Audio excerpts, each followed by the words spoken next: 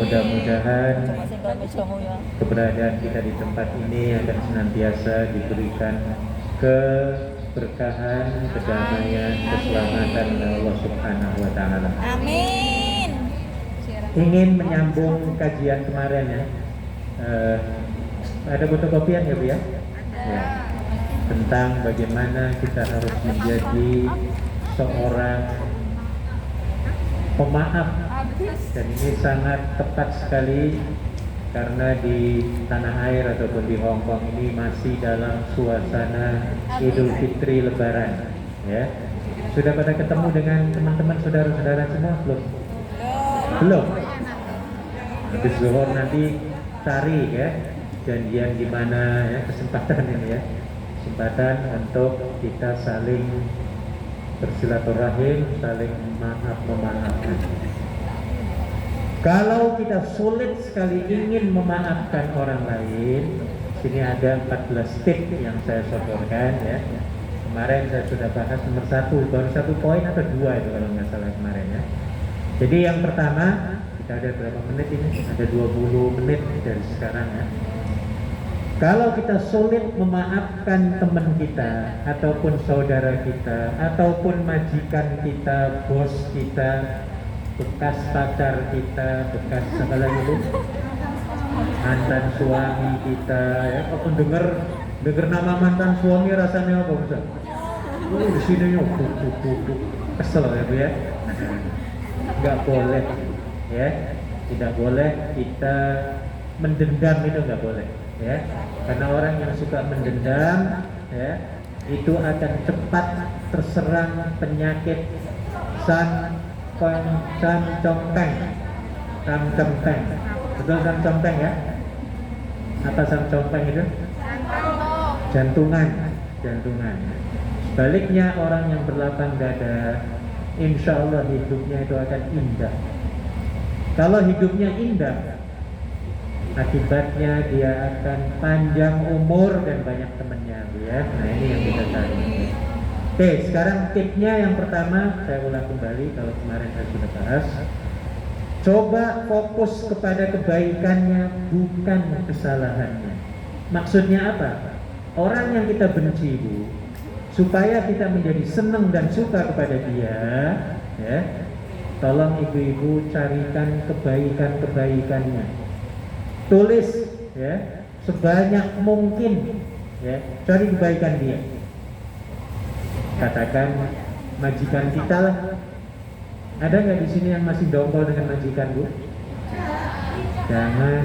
Kalaupun ada, nah ini caranya ya Bu ya. Tolong ambil pulpen dan ambil kertas. Lalu tulis kebaikannya. 1 misalnya, kebaikan majikan yang sering marah-marah itu kebaikannya apa kira-kira? 1, dapat gajian yang ditambah menjadi $6.666 per bulan. Tulisan yang gede ya Bu ya. Sementara teman-teman kita gajinya masih 5.555. Hah? Berapa? 4.000, belum 5.000. Tahun depan 5.000. Allahumma. Jadi tulis kebaikannya. Apalagi yang kedua, makan gratis. 3, rumah gratis, air, listrik, tulisan sampai sebanyak mungkin lah ya. Setiap minggunya dikasih duit misalnya untuk sanggup apa? nambah patadong untuk makan dikasih tambahan, tulisan. Walaupun dia marah-marah terus ya, tapi jangan diingat marah-marahnya, jangan.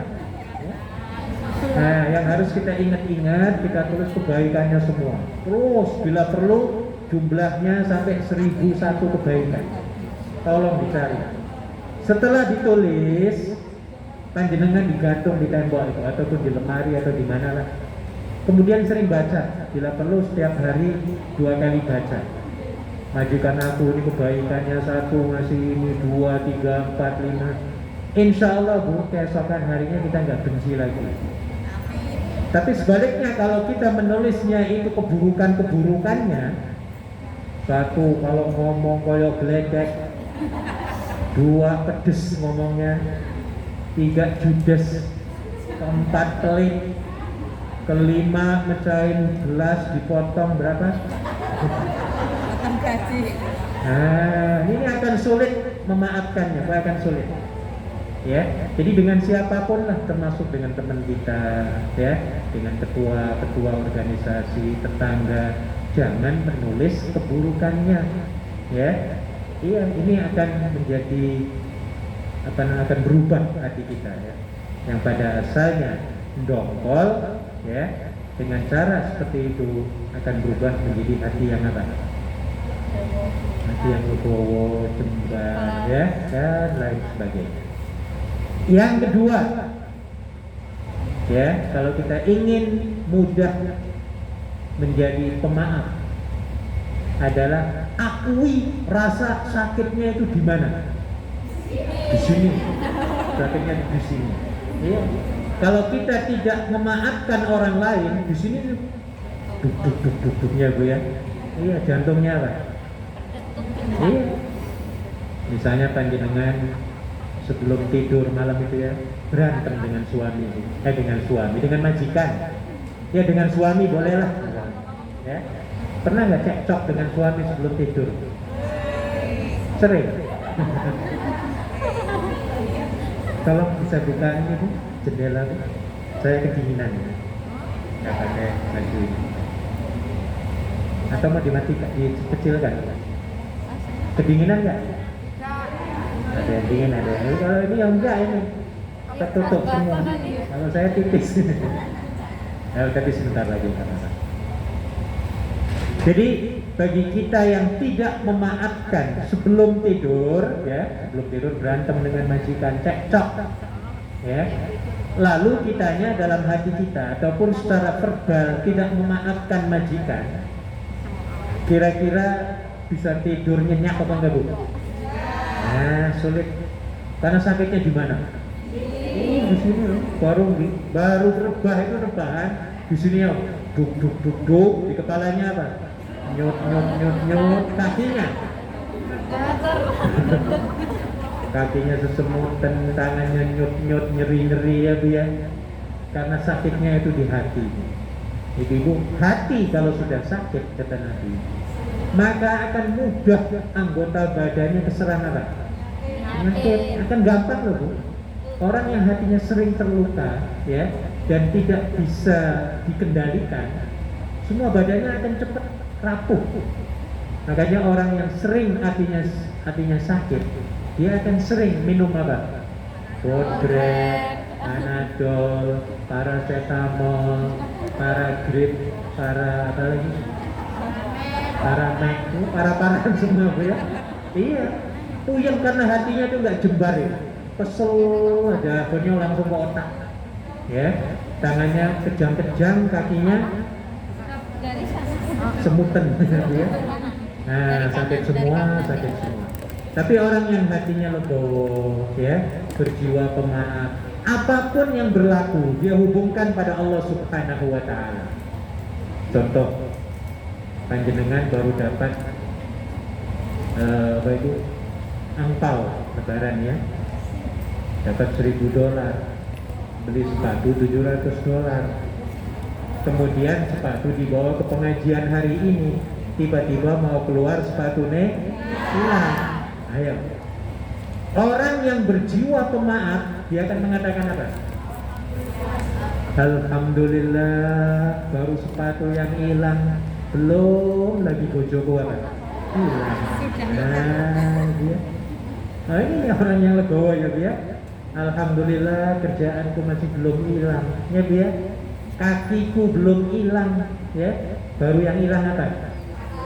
Sepatu mah bisa beli lagi kan gitu ya. Iya. Bagi orang yang berjiwa pemaaf, dia akan berpikir positif. Mudah-mudahan sepatu aku yang dicuri akan memberikan manfaat dan berguna kepada siapa? Dia pencuri. Dan bukan saja pencuri yang diuntungkan Bu kalau sepatu hilang, ya. Karena kita akan beli lagi ya Bu ya. Maka yang diuntungkan siapa? Diri kita juga. Ya, toko sepatu, pabrik sepatu, tukang bikin sepatu, yang angkat sepatu dan lain sebagainya. Jadi ternyata banyak diuntungkan ya oleh kehilangan sepatu kita. Sementara kalau orang yang hilang tadi sepatunya kemudian tidak berlapang dada, ayo kira-kira apa reaksi dia ketika sepatunya hilang? Marah-marah, nuduh orang, ini kayaknya Mbak Sutiem yang ngambil, ini kayaknya Mbak Bayem yang ngambil. Wah, ini akhirnya berantem di masjid ya. Nah, sudah temennya menganggap sebagai orang yang nggak benar ya, karena marah-marah terus, akhirnya teman-temannya akan menjauh kalau ketemu dengan dia ya. Kalau sudah menjauh maka dia nggak punya teman. Kalau nggak punya teman, kira-kira hidupnya seneng apa nggak Bu? Stres Bu. Kita kalau nggak ketemu teman stres apa nggak Bu? Sudah banyak masalah ya Bu ya. Dikurung 1 minggu nggak keluar-keluar istilahnya ya Bu ya. Banyak masalah di rumah majikan, ditambah lagi dengan masalah di rumah di tanah air ya, nggak keluar lagi. Waduh, tambah apa Bu? Stres ya Bu ya. Tapi dengan cara seperti ini, duduk bersama ya, ketemu dengan teman, ketemu assalamualaikum, saling mendoakan ya, dapat mendengarkan tausiah, saya yakin Bu, semua stres, kepuyengan, kemumetan, apalagi keruwetan yang ada di sini, termasuk dalam hati ya Bu ya, dalam 1 menit panjenengan duduk aja di sini, semuanya akan apa Bu? Hilang, bubar, ambiar semua ya Bu ya. Ya, saya yakin banget. Dan ini janji Nabi Muhammad SAW. Ya, barang siapa yang keluar dari rumahnya menuju majlis, sebuah majlis di mana nama Allah disebut, maka Allah akan menurunkan as-sakinah. Ya, apa sakinah itu? Ketenangan. Wa ghasyiyatuhumur rahmah. Dan kasih sayang Allah akan meliputi kita semuanya yang ada di sini. Nah, ya. Jadi dengan bergabung, bersilaturahmi ya, kita akan dapat melapangkan dada kita ya, akan menghilangkan keruwetan kita dan lain sebagainya. Jadi kembali ibu-ibu, kalau kita tidak memaafkan orang ya, maka yakini sakitnya itu di mana Bu? Di sini. Jadi maafkan sajalah orang lain ya. Nggak perlu ada syarat-syaratnya ya Bu ya, kalau ingin maafkan ya Bu ya. Maafkan tanpa syarat. 3, memaafkan itu hadiahnya apa? Wah, luar biasa Bu, luar biasa ya. Dan ini ada satu ayat yang merupakan teguran kepada Abu Bakar As-Siddiq radhiyallahu anhu ya. Abu Bakar dulu sebagai seorang yang selalu memberikan bantuan ya, bantuan kepada siapapun termasuk kepada kerabatnya ya, yang namanya Mistah bin Utsasah ya. Ketika anaknya Aisyah ya difitnah oleh orang ini, kerabatnya ini, akhirnya Abu Bakar memutuskan bantuannya dan tidak mau menolongnya lagi karena mangkel, hatinya mangkel. Sudah ditolong malah apa? Pernah panjenengan digituin Bu? Pernah ya? Ketika menolong lalu dipentung, hati panjenengan kayak apa? Sakitnya di mana lagi Bu? Bukan di sini. Ya di sini ya di sini semua, sakit semua ya Bu. Nah ya, akhirnya ketika Abu Bakar melakukan hal itu ya, sudah ditolong ya, orang itu mentung. Setelah mentung akhirnya Abu Bakar memutuskan memotong, nggak membantu lagi.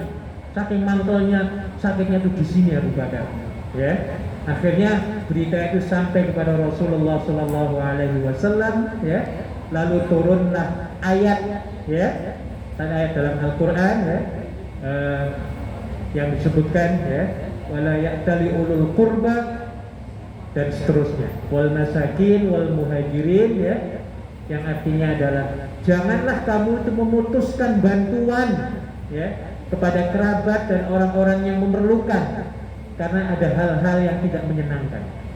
Nah, jadi setelah ayat itu turun, maka Abu Bakar mengurungkan kembali ya pemotongan bantuannya itu ya, lalu meneruskan kembali menolong.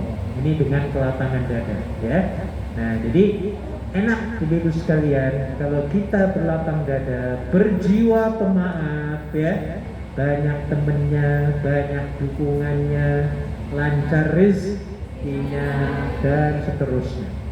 Oke. 4.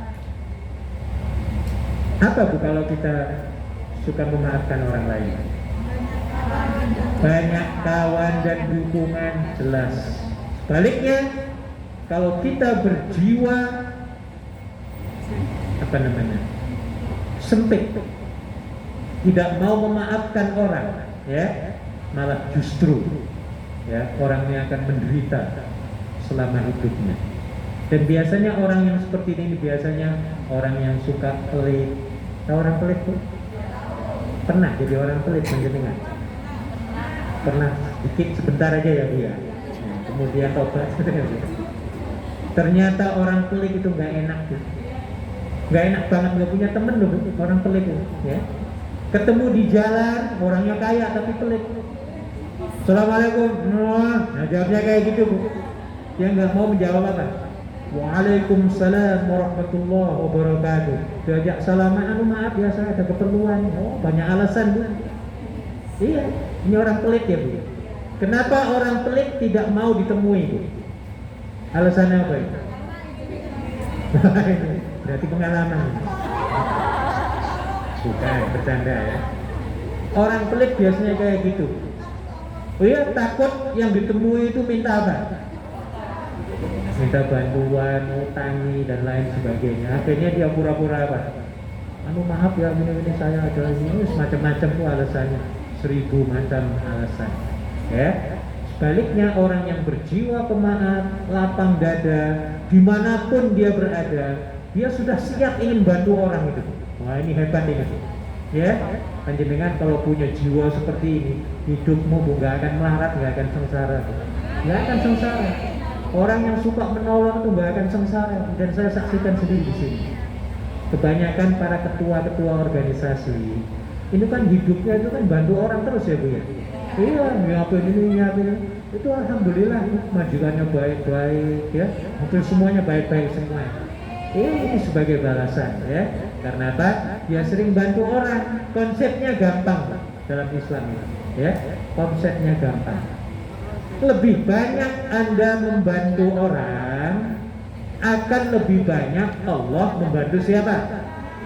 Kita. Ya, lebih banyak kita pelit pada orang juga atau Allah akan apa? Pelit memberikan bantuan pada kita. Ini fakta, fakta. Ya, dan ditegaskan oleh Nabi SAW dalam hadis sahih. Wallahu fi aunil abdi ma damal abdu fi auni akhi. Pertolongan Allah itu akan diberikan kepada hambanya, kita semuanya ya, selama hambanya itu menolong saudaranya. Jadi kalau kita sering menolong teman, dan pertolongan itu bukan saja dengan dolar ya Bu ya, bukan ya, menolong hidupin lampu ya, kipas dan lain sebagainya, menolong bersihin masjid, nyapu ya, dan lain sebagainya, ini juga satu pertolongan ya. Jadi pertolongan bukan saja berbentuk materi. Yang paling bagus hadiah diberikan kepada orang lain itu kata Nabi adalah berbentuk ilmu dan motivasi. Ya kayak begini nih ya. Itu paling mahal katanya. Kalimatul haqqin ya, perkataan yang benar, perkataan yang dapat mendongkrak, membangkitkan semangat. Wah, ini namanya sedekah yang paling bagus. Ya, pemberian yang paling mahal kata Nabi. Kenapa? Karena dengan suara, kayak saya suara begini. Ya, dengan suara ini itu akan dapat memberikan gelombang positif, tenaga yang positif kepada yang mendengarnya. Nah, ya, jadi lebih sering kita mendengarkan kata-kata motivasi, kata-kata yang baik, kata-kata yang menggugah, ya, akan memberikan dorongan, gelombang, ya, bahkan lebih kuat daripada bom lagi. Pernah dibom? Nggak pernah ya Bu ya? Jadi orang yang sering mendengarkan itu kayak digerakkan oleh bom gitu loh Bu ya, sehingga bangkit lagi, bangun lagi. Saya sering Bu diteleponi teman-teman di WhatsApp.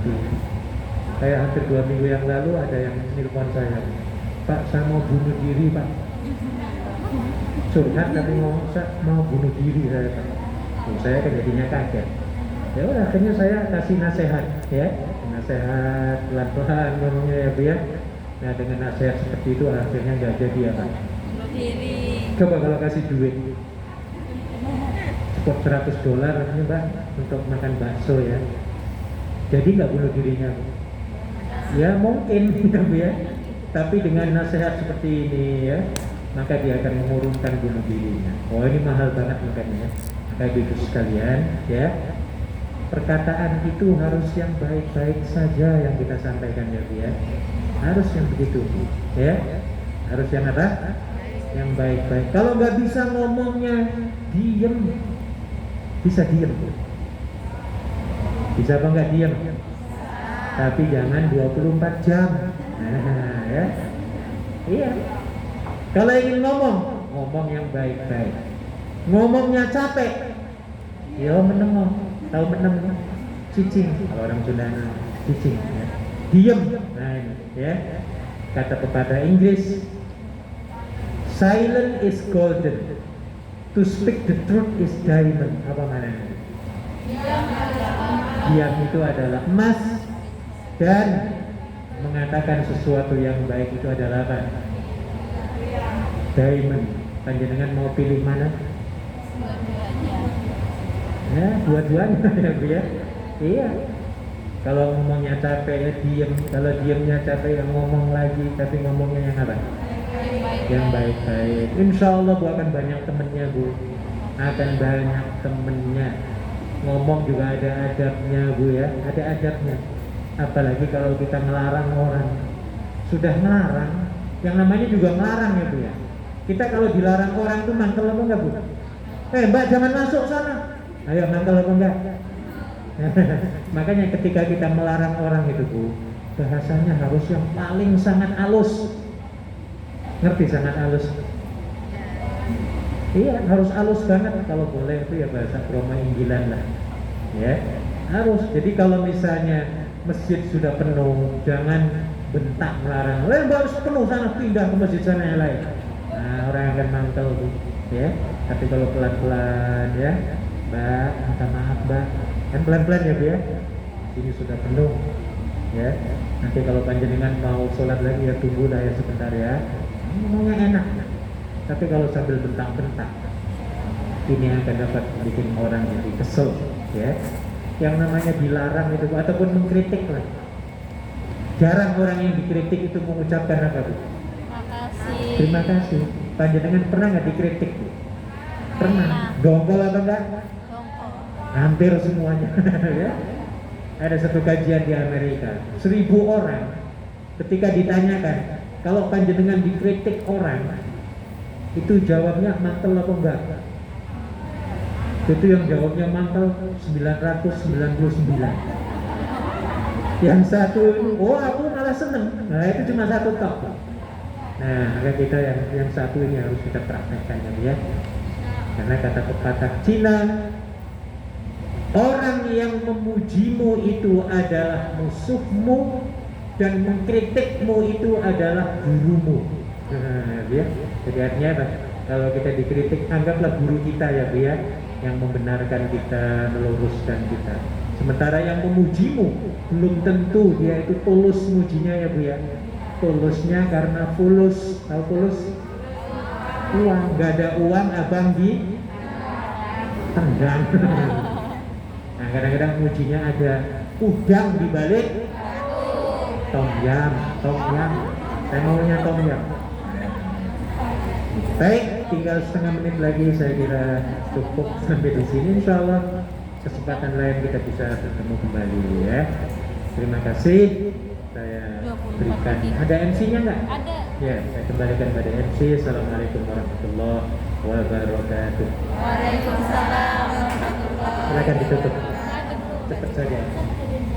Mantap. Ini gue. Demikianlah tausiah yang disampaikan oleh Bapak. Mudah-mudahan bermanfaat bagi kita semua. Amin. Acara selanjutnya langsung doa dan acara langsung ditutup. Assalamualaikum warahmatullahi wabarakatuh. Waalaikumsalam warahmatullahi wabarakatuh. Ya, monggo siap-siap. Doa apa nih? Doa. Harusnya doa dulu baru.